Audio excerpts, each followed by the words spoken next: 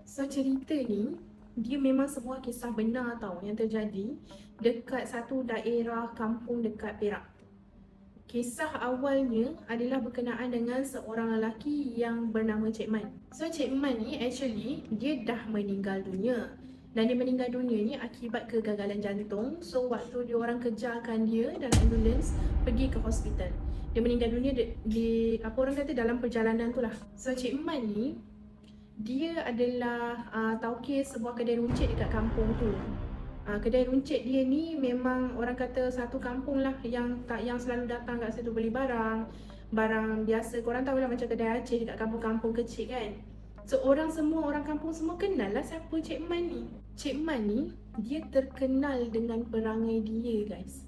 Yang mana orang-orang kampung kata perangai dia ni tak pernah solat. Lepas tu dia kaki teguk air kencing setan, dia kaki judi. Boleh dikatakan lah setiap minggu, setiap malam minggu, diorang yang lalu lalang depan kedai Cik Man ni akan nampak Cik Man dengan kawan-kawan dia buka lampu belakang kedai dia dan berjudi, minum arak dekat sana bersama-sama sambil gelak ketawa dan sebagainya. Itu dekat kedai dia.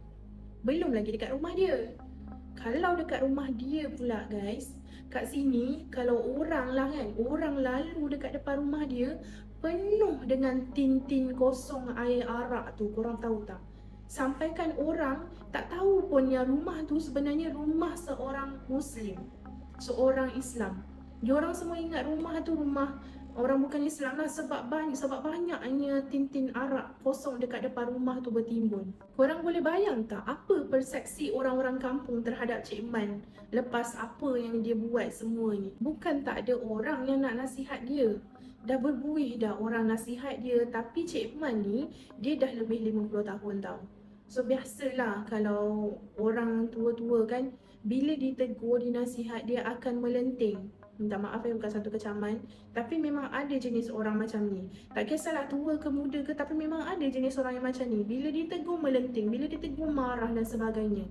Lagipun diorang adalah cerita yang Cik Man ni, dia kalau tiap kali main judi dengan diorang semua, dia mesti menang besar punya lah. Korang tahu tak sebab apa? Rupa-rupanya sebab Cik Man ni dia main bomoh weh.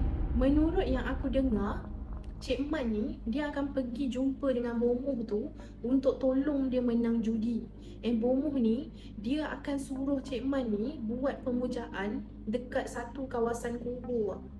Dan kawasan kubur tu aku tak tahulah detail pemujaan dia macam mana, detail pemujaan setan dia tu macam mana. Tapi yang aku tahu dekat kawasan kubur tu dia buat pemujaan dekat bawah pokok kelapa dekat situ. Cik Man ni dia bukan setakat pergi buat pemujaan dekat kawasan kubur je tau.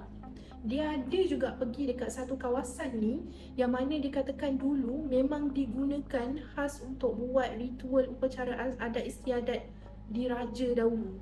Dan kawasan ni memang penuh dengan sejarah mistik-mistik tau. Siapa orang Perak mesti tahu kat mana tempat ni. Kalau korang tahu, komen kat bawah. So, dia bukan pergi seorang je tau dekat tempat ni. Dia pergi dengan beberapa orang kawan dia, yang mana kawan dia lah yang ceritakan benda ni. So, member-member dia ni dengan dia pergi dekat kawasan tu, and then diorang buat pemujaan setan tu untuk minta nombor ikut. And then waktu dalam pemujaan tu, bila diorang dah minta tu, diorang kata diorang akan terdengar satu bisikan yang bagi tahu nombor dekat telinga diorang. Macam bisikan macam diorang dengar macam satu, satu, dua. Macam tu lah lebih kurang. Dan bila diorang beli nombor ekor, gunakan nombor yang diorang dapat daripada setan tu, diorang memang akan menang jackpot every time guys.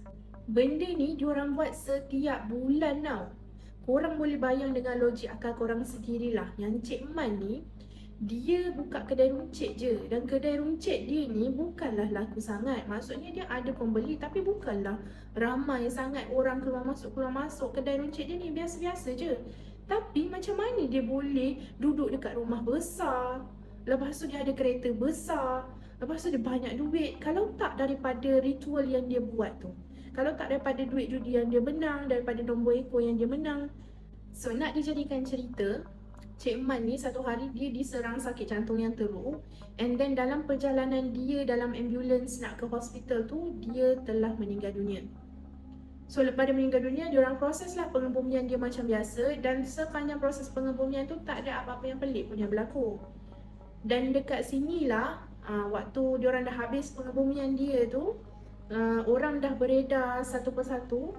Ada seorang penduduk kampung yang bernama Eda. Waktu ni, Eda ni dia dalam perjalanan nak meninggalkan tanah perkuburan tu. So, waktu dia dalam perjalanan tu, katanya dia terdengar ada suara tangisan tau, yang sayup-sayup je. Tangisan tu jelas tau kat telinga dia, tapi dia dengar sayup-sayup je. Waktu tu otak dia dah fikir bukan-bukan dah lewat petang kan. Otak dia memang fikir bukan-bukan. Dia macam, dia try untuk husnuzon, dia try untuk fikir baik apa semua kan.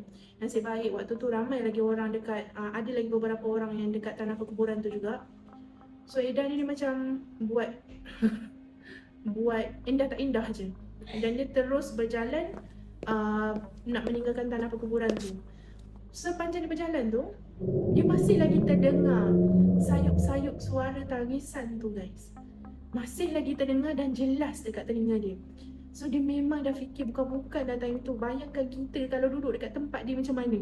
Mesti dah cuak gila kan. So dia nak tak nak, dia beranikan diri untuk toleh belakang nak tengok siapa yang menangis. So dia toleh belakang, dia carilah gerangan siapa yang menangis. Tapi tak ada seorang pun yang menangis kat situ. Memang ada yang bersedih, tapi tak ada yang sampai menangis. Tapi dia still lagi dengar suara tangisan tu. Time ni dia dah cuak dah, dia tak fikir apa, dia terus bergerak beredar je daripada tanah kuburan tu. Pada malam hari yang sama, Edah ni waktu dia tidur, dia bermimpi tentang seorang lelaki yang pakai baju macam baju lokap tu, tapi baju tu serba putih tau. Dia macam pakai baju lokap yang warna oranye tu, tapi baju tu serba putih dia pakai. Yang mengerikan dekat sini korang tahu tak? Orang yang lelaki tu, dia punya baju tu dah dilumuri tanah dan darah guys. Penuh baju dia. Lepas tu lagi mengerikan, sebelah mata dia okey je. Dah tengok, tapi lagi sebelah mata dia belah kiri tu terjojol keluar. Tak boleh bayang lah kalau aku dalam situasi macam tu. Even mimpi pun, kita dalam mimpi pun kita still lagi rasa real waktu kita dalam mimpi tu kan. Tahu apa yang lagi ngeri? Dekat leher lelaki tu, dia nampak lelaki tu pakai rantai yang besar, seutas rantai yang besar dan panjang. Dan rantai tu dia macam seolah-olah memang ditempa. Yang tengah, korang tahu tak yang orang buat pedang ke, buat besi ke apa semua kan, dia orang akan tempa dulu kan dekat tempat bara, bagi dia macam membara tu kan. Dia punya rantai tu seolah macam ditempa, memang panas membara tu. Dia letak dekat leher dia sendiri. Memang nampak guys, panas dia sebab nampak merah-merah dia. Dan rantai tu nampak sangat berat dan panjang dia sampai ke lantai. Ada lagi, korang tahu tak? Ni bahagian kepala dia, si Eda ni nampak yang kepala dia terbelah sebelah, and sampai nampak isi-isi dekat dalam kepala dia tu. And dia punya belakang, dia berjalan, dia berdiri tu macam seolah-olah macam membongkok macam tu tau. Korang tahu macam dia ada pikul satu batu yang besar dekat belakang dia, sampaikan lutut dia terketar-ketar macam nak bila kita pikul barang yang ataupun barang yang tersangat berat kat belakang kita, kita akan terketar-ketar lutut kan. Sebab terlalu berat sampai kita tak boleh nak tampung. Macam itulah keadaan dia. So dalam mimpi ni, si Eda ni, dia nampak dengan jelas satu persatu semua benda yang aku ceritakan tadi. Dan bila dia teliti muka lelaki ni, baru dia perasan yang lelaki ni adalah Cik Man yang dah meninggal petang tadi. Waktu Edah ni dia dah perasan yang lelaki tu adalah Cik Man, tiba-tiba lelaki ni dia bersuara dengan suara yang terketar-ketar. Dia minta tolong. Dia cakap, tolonglah aku, tolonglah aku, tolonglah aku. Dia cakap dengan suara terketar-ketar. Tak pandai lah buat, tapi macam tu lebih kurang lah. Korang pun boleh bayang sendiri kan.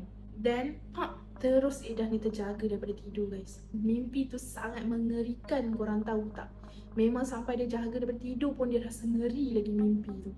Dia asyik terbayang-bayang je muka Cik Man kat dalam mimpi dia tu, sampai dia dah tak boleh nak tidur dah lepas daripada tu. Besoknya Dia sebabkan yelah dia tak nak bercerita dekat orang tentang mimpi yang dia dapat sebab dia takut kalau dia terbuka aib Cik Man tu. Jadi dia cuma boleh mengadu dekat adik-beradik dan keluarga dia sahajalah, keluarga dia lah kan. So dia ceritalah dekat keluarga dia ni, and then surprisingly diorang semua terkejut sebab diorang dapat berita yang satu kampung mimpi benda yang sama. Sebiji weh mimpi yang Ida dapat tu dengan orang-orang kampung yang lain. So hari tu time waktu Zuhur, korang tahulah kan masjid dekat kampung yang kecil kan, biasanya time-time waktu solat Zuhur semua ni tak adalah ramai sangat orang duduk solat berjemaah dekat masjid. Tapi hari tu masjid tu penuh dengan orang, dengan jemaah. Soft memang penuh lah. Disebabkan benda yang kecoh ni tadilah, mimpi ni tadi.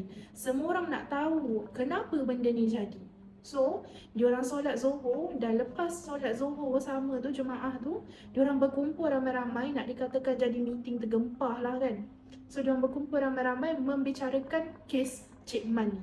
So, waktu dekat dalam meeting ni, adalah yang bersuara kata, kita kena tolong Cik Man ni, dia perlukan pertolongan kita dekat sini. Dan ada juga suara yang lain menyatakan, nak tolong macam mana, dia dah dekat alam lain, kita boleh buat apa je untuk dia. Dan lepas daripada tu, ada seorang ustaz ni, dia bersuara macam ni lah, kita buatlah apa yang kita mampu sebagai orang yang masih hidup dekat sini. Kita buat bacaan Yasin, buat doa selamat, kenduri tahlil. Lepas tu kita buatlah solat hajat untuk arwah Cik Man supaya arwah dipermudahkan urusan di sana, insyaAllah. So, meeting pun dibubarkan lah. Selepas diorang dah capai kata sepakat untuk buat bacaan Yasin start daripada malam tu. So, pada malam yang sama juga diorang buat bacaan Yasin ni, menurut Edah ni, dia masih lagi dapat mimpi yang sama waktu malam tu. So, bukan dia seorang je tau. Satu kampung dapat mimpi yang sama selama 7 hari berturut-turut tu. Jadi, diorang teruskanlah buat solat hajat, buat tahlil, kenduri tahlil, buat bacaan Yasin tu selama 7 hari berturut-turut ni. Dan Alhamdulillah, finally, waktu hari terakhir diorang buat ni, satu kampung dah tak ada dapat dah mimpi yang mengerikan macam tu lagi. Sebelum tu, korang ingat lagi tak kawan-kawan Cik Man yang selalu ikut dia berjudi dulu tu, yang aku ada cerita?